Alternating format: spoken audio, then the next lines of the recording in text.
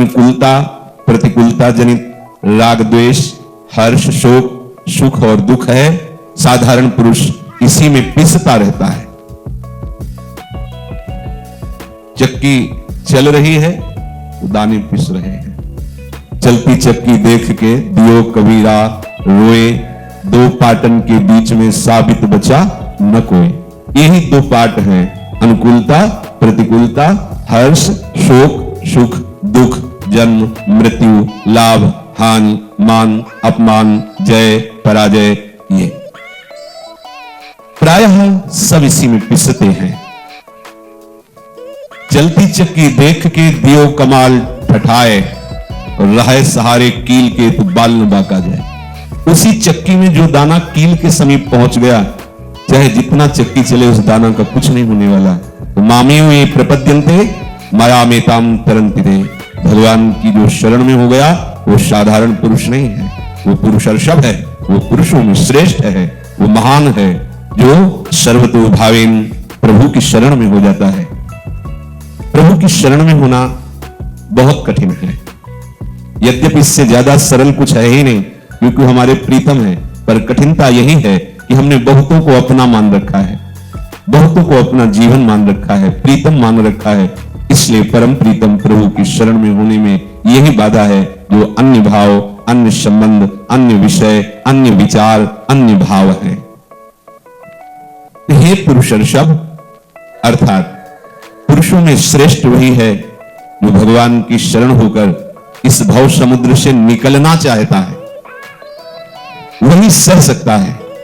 भगवान का जो आश्रित है वो बड़े से बड़े कष्ट को सह सकता है, बड़े से बड़ी अनुकूलता में उसे हर्ष रूपी विकार नहीं होगा और बड़ी से बड़ी प्रतिकूलता में उसे शोक रूपी विकार नहीं होगा।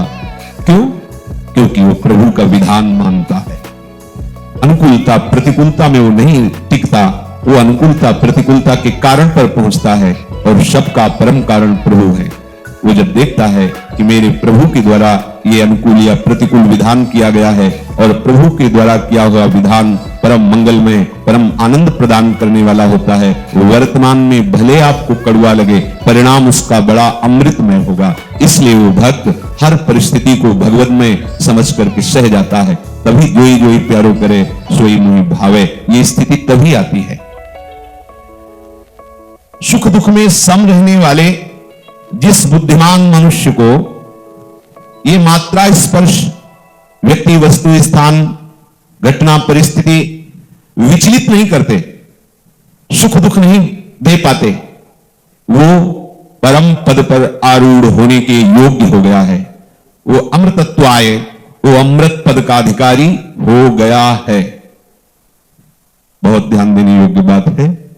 इसी अमृत पद के लिए हर संप्रदाय, हर साधना पद्धतियों का वर्णन आचार्य महापुरुषों ने किया है। संप्रदायों की स्थापना और सिद्धांतों का वर्णन करके उस अमृत पद में स्थित होना, उस रस में डूबना, चाहे वो शांत भाव हो, चाहे वो दास्य भाव हो, या सख्य भाव हो, वात्सल्य भाव हो, या गोपी भाव हो, या सहचरी भाव हो, ये सब अमृत पद है। सम दुख सुखा धीरम, धीर मनुष्य सुख दुख में समान भाव रखता है। हमें धैर्य धारण ही करना पड़ेगा।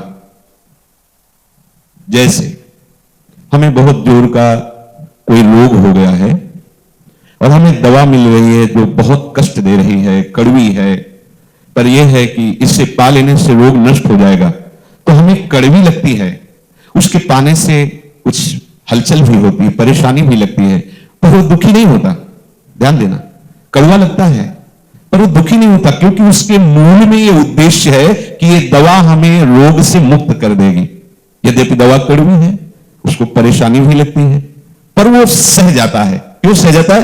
क्योंकि उसका उद्देश्य है रोग निवृत्ति।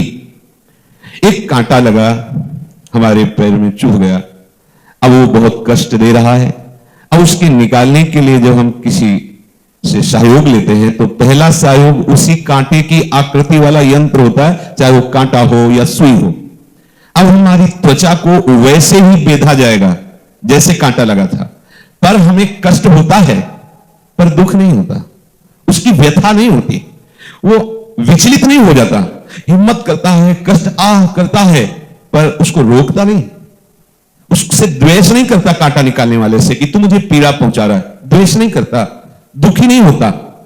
कष्ट का अनुभव होता है, पर उसका उद्देश्य है कि ये बराबर कष्ट देने वाला कांटा निकल जाए, इसलिए मैं इस कष्ट को सह जाता हूं। समझ ले? ऐसे ही हमारे सामने कोई अच्छी परिस्थिति पैदा करता है, अनुकूल या बुरी परिस्थिति, प्रतिकूल, चाहे वो वस्तु हो या व्यक्ति हो या कोई घटना हो या कोई परिस्थिति हो, हमारा उद्देश्य है संसार से मुक्त होकर भगवत प्रेम में उन्मत्त होना। अब हमारे अंदर जो राग द्वेष के कांटे लगे हैं, ये बराबर हमें पीड़ा ही देते चले आ रहे हैं। देख लीजिए, अज्ञानी है, प्रमाद में है, इसलिए उसको दिखाई नहीं दे रहा है। जैसे एक मदिरा का पान किए हुए पुरुष नाली में पड़ा है, वही लघु शंका कर रहा है, पर वो अपने को आनंदित समझता है।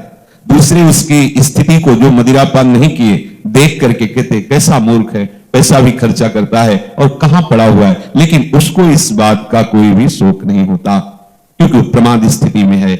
ऐसे ही जो प्रमाद स्थिति में साधारण जन है, वो प्रायः इसी राग द्वेष, अनुकूलता प्रतिकूलता, सुख दुख में ही जीते हैं। उनका जीवन ही यही, वो जानते ही नहीं कि इससे निकल करके कोई ऐसा आनंद है जहां किंचन मात्र दुख का लेश भी नहीं है। तो प्रभु कहते हैं, यम ही न व्यथयन्ते ते पुरुषम, जो पुरुष इनकी उपस्थिति पर, कोई व्यक्ति, कोई वस्तु, कोई स्थान, कोई घटना, कोई परिस्थिति, उसका जब संयोग होता है तो हमारे हृदय में व्यथा होती है। हर्ष जनित व्यथा या शोक जनित, ये दो ही होती है, चाहे वो वस्तु हो, व्यक्ति हो, स्थान हो, घटना हो, परिस्थिति हो। साधक को अनुकूल परिस्थिति प्राप्त होने पर ऐसा लगता है बनी रहे, और प्रतिकूल परिस्थिति प्राप्त होने पर लगता है ये चली जाए। ऐसा हमें प्रायः सबको भान होता है कि हमारा हृदय ऐसा ही मांगता है कि मधुर वचन, प्रशंसनीय वचन बोलने वाला व्यक्ति ही हमारे से मिले, हमें जो अनुकूल पड़ता है वही वस्तु पदार्थ आदि मिले, और भगवान भी हमारे सामने ऐसी परिस्थिति प्रकट करे जो मुझे अच्छा लगे। प्रतिकूल परिस्थिति, प्रतिकूल व्यवहार करने वाला व्यक्ति, प्रतिकूल पदार्थ, ये हमें कभी ना मिले। ऐसा कभी नहीं हो सकता, किसी को नहीं हो सकता, क्योंकि जिसे तुम अनुकूल मान रहे हो या प्रतिकूल मान रहे हो, केवल तुम्हारी मान्यता है, ना कोई अनुकूल है ना प्रतिकूल है, एकमात्र सम वस्तु विराजमान है। पंडिता समदर्शिना, सम, यहां विषमता तुम्हारी मानी हुई है, और मानी हुई विषमता को बाहर से नहीं हटाया जाता, अंदर से ही हटाया जाता है। वो तुम्हारे विचार के द्वारा ही हटेगी, किसी दूसरे के सहयोग से नहीं। दूसरे के सहयोग से यदि हम किसी परिस्थिति का सुधार करना चाहेंगे तो और फंस जाएंगे, क्योंकि अगर कहीं ऐसा हमारे मन में आ गया कि व्यक्ति हमारे अनुकूल है और ये हमारी परिस्थिति में बड़ा अनुकूलता का सहयोग करता है, तो राग हो जाएगा, फंस गए। हमें न किसी से राग और न किसी से द्वेष, हमारा उद्देश्य भगवत प्राप्ति, भगवत प्रेम है, तो हमें इस अनुकूलता प्रतिकूलता का भोग नहीं करना है।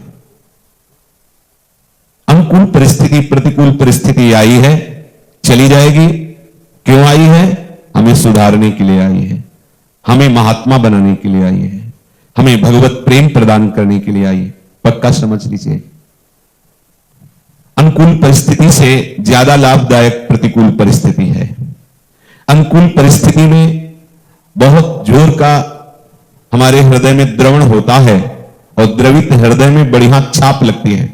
जैसे मोम को द्रवित करके जैसा चाहो वैसी छाप लगा लो। तो जब हमारा विषय संयोग, व्यक्ति संयोग, स्थान संयोग, परिस्थिति संयोग में अनुकूलता का भाव होकर हृदय द्रवित होता है, तो उस समय उसका संस्कार पड़ता है। क्योंकि हम भगवत मार्ग के पथिक हैं, तो हमें इस संस्कार से बचना है।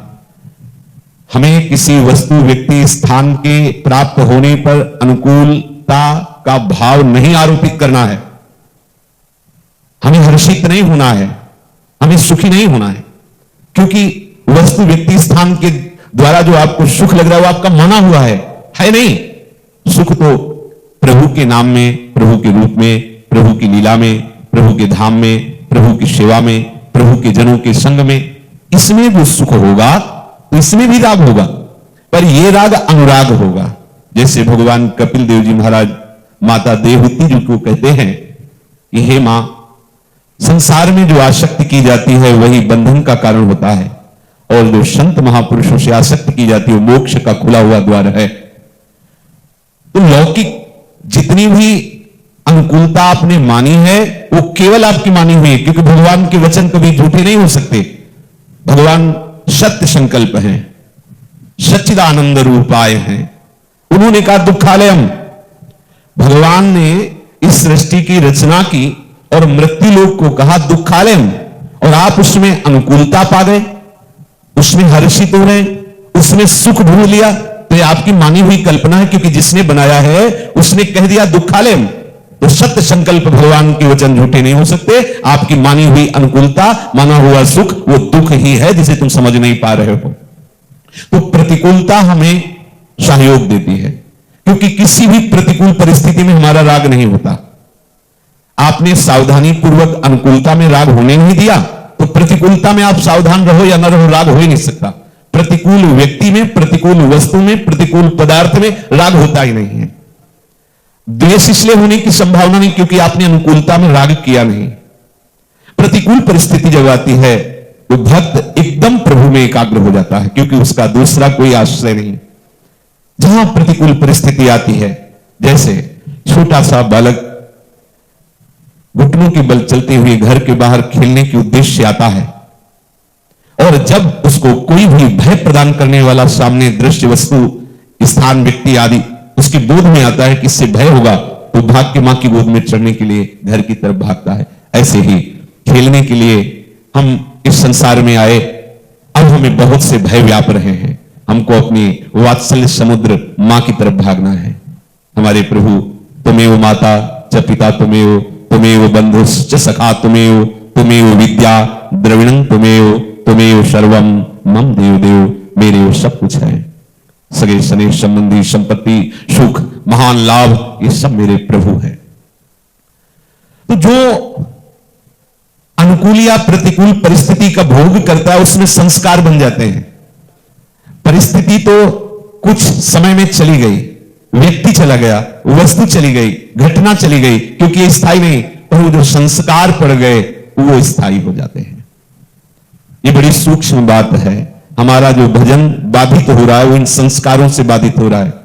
तो चलो अब नए संस्कार हमें नहीं बनने देना है। सुख दुख के, अनुकूलता प्रतिकूलता के नए संस्कार नहीं बनने देना। देखो हमारी कैसी छोटी धरा है, हम जहां बैठते हैं वहां दूसरा व्यक्ति बैठ गया कि सत्संग में, तो हमारी भौं चढ़ जाती है। देखो हमारी स्थिति कहां है। ये हम पुरुषों में श्रेष्ठ मार्ग के पद पर चलने वाले उपासक कहां हैं। किसी ने जरा सा धक्का लग गया है, जान के या अनजान में, तो हम उस पर क्रोधित होते हैं। ये हमारी जगह, हम यहां रोज बैठते थे, अनुकूलता हमें मिलती है इसलिए वहां राग हो गया, और हम जो उस अनुकूलता को बाधा पहुंचा द्वेष हो गया। छोटी छोटी क्रियाओं में हम राग द्वेष कर रहे हैं, फिर बड़ी बात को हम कैसे समझेंगे। इसलिए बहुत सावधान।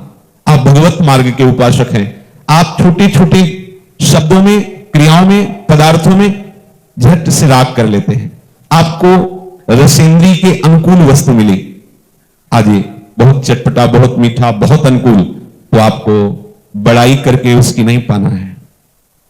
आहा जी ऐसा नहीं बोलना है, ठीक है, प्रभु का प्रसाद है। वस्तु का राग पूर्वक भोग करना, सुखद लगना, ये आपके लिए नया संस्कार बन रहा है।